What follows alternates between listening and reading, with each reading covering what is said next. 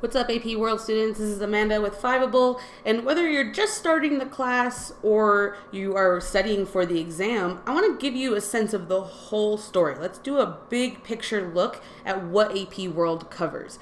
During the school year, you're going to get caught up in the week by week, in the textbook chapters, and the key concepts, and the details. But before you jump into all those things, it's really useful to have a good sense of the whole story. So remember, AP World covers 10,000 years of human history, but that's not all of human history. It starts at the development of farming. So it totally excludes all of human evolution before that with foraging, right? And then it even doesn't include all the things that had to happen before that to get to our planet, our solar system, our universe. All of those things are part of our past. But AP World is going to focus specifically on development of agriculture and then everything that happens after that. So let's take a look. I've got this awesome timeline that Matt Baker over at Useful Charts has created, and this timeline is amazing because it shows you just everything. And let's just totally zoom out here, and you can be able to see just how complicated human history has been in the last 10,000 years, right? You can see all that's going on, and another trend that you can see in here is just how complex it gets, right? At the top of this chart, there's only so many different lines going down, and look at the bottom. There's so many different players that are part of this. So all 6 time periods in AP World are represented on this chart. But one of the things you have to know is that they're not necessarily divided out equally in terms of time. But on the exam, they are pretty close. So let's take a look at the 6 time periods. First time period is really just the first 8,000 years. It goes up until 600 BC. And even though that's a lot of years, it's actually not going to be a huge part of your exam. So some of the major things that happen in this time period are the actual, development of agriculture, the uses of fire, and then all the civilizations that will kind of pop up because of those things. Once there's that surplus of food, then you can develop cities and you can trade. You're going to develop power structures and social structures and hierarchies, and all of that is represented here. And so you've got the original migrations of humans, and then all these lines represent the different civilizations that exist in that beginning. And you've got Egypt, Mesopotamia, Indus River Valley civilizations, China. And whether or not you're studying any of them, you don't necessarily need to know all the details. You could take an entire class on any one of those things. But what matters is that you see how similar they are. They all have monumental architecture. They all have writing. They all have different ways of structuring power. Who's in power? How did they get there? Why do people believe that they're in power? Then as we hit the end of period 1 into 600 CE, that is the classical civilizations, the classical empires. This era right here, period 2, is really defined by the different empires that existed. You've got Rome, Greece, Persia. You've got Maurya and Gupta in India. The Han dynasty are super important in China. All of these different civilizations, two of the major things that you're going to learn about in period 2 have to do with the development of religions and trade. Trade is really important in the second time period. With trade, all these civilizations are far more connected than the earlier ones had been. These ones are really going to trade a lot of goods, a lot of those surpluses that we were talking about, all kinds of different luxury items, bulk items. They're also going to trade ideas. The major world religions come out of this time period, such as Christianity, Buddhism, Confucianism. These are really important throughout the rest of time, and those spread during this time period because of trade. So once we hit the end of around 600 CE, all of those civilizations have pretty much fallen. And actually a lot of them fall for very similar reasons. And you can have a list of 10 reasons of why they fell and find that to be true in almost all of them. You've got disease, you've got invasions, you have too many people, just overextension, right? How do you rule a society that's so far away from you?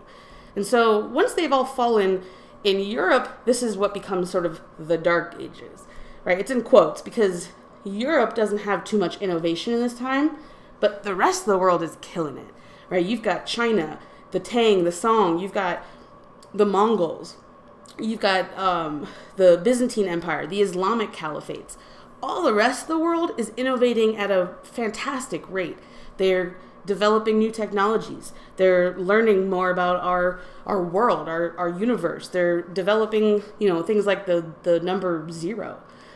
All of these things are super important because by the end of that time period, Europe sort of feels this urgency to catch up because they've really fallen behind at that point.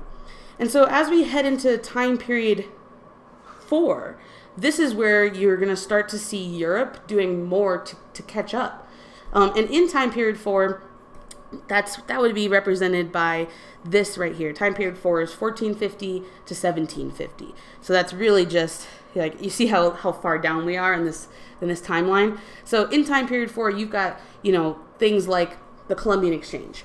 You have the connections of these different world zones. Before time period 4, you don't necessarily have all of these people knowing that the others exist.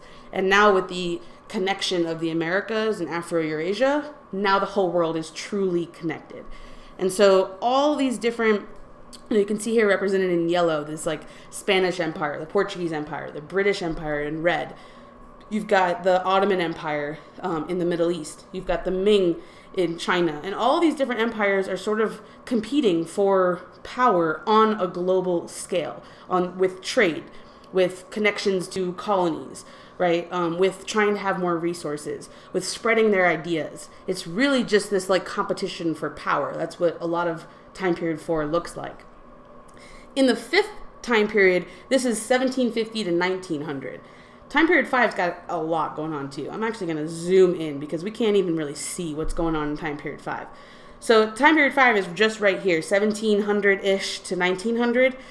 You still have the continuation of those big empires still struggling for power. But what you also are going to see in this time period are the Industrial Revolution. That's massive. That changes everything. How we develop things, how much we can produce, how much we have to trade, all the new technologies that come out of that, the new powers that come out of that because they have better technologies. You've got the Enlightenment, which is going to spur on all the different revolutions, new ideas in citizenship, in women's rights, in abolishment of slavery. We're really starting to question a lot of these different systems that have lasted for so long. And so all of that is coming out of time period 5. And you're also just going to see a massive movement of people because of both of those things. People are going to be moving all across the world just based on all the new opportunities that exist to go and work in the cities. There are more jobs, there's more opportunities there, and then also to move away from some of the turmoil that's happening because of revolutions. So by the end of period 5, you really have a very connected world, and it's becoming very, very complex. The last century, that would be period 6, the very last century is going to throw a lot at you. You've got the world wars. You have decolonization, right? All those places that had been colonized in period 4 and 5 are going to fight for their independence in different ways. You've got technology advancing faster than we've ever seen before, right? Technologies that are going to affect the world wars, new weapons, tanks, airplanes. You're going to have new technologies that affect communication and transportation. We had railroads before period 6, but by period 6, we're going to have cars everywhere. By the end, we're all on our phones. I mean, look at these guys. So period 6 is really just the absolute explosion of development. And that's across the board, right? And we're going to see people fighting for rights like we have never seen before. We're going to see transitions from colonized countries to decolonized independent nations. And all of those different changes will lead to us having to solve new problems because of those things.